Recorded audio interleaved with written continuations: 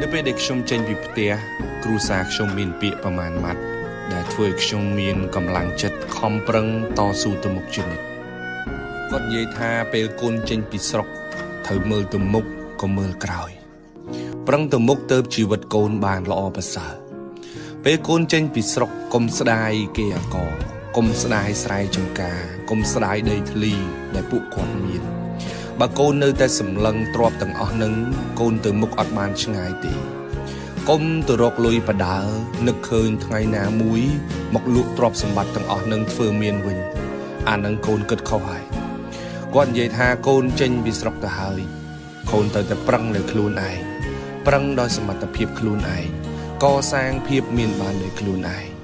ស្រុកយើងមានរឿងអស្ចារ្យជាច្រើនជាងទ្រព្យសម្បត្តិដែលឪពុកម្ដាយកំពុងមាននឹងទៀតផងបើកូនចេះកសាងខ្លួនឲ្យមានបានដោយខ្លួនឯងអានឹងទើបកូនខ្លាំងទៅថ្ងៃមុខគាត់និយាយថាបើមានពេលកូនត្រូវតែរៀន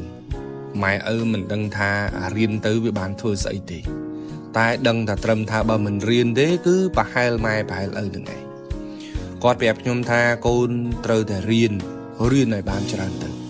ម៉ែឪក៏មិនដឹងដែរថារៀននឹងក៏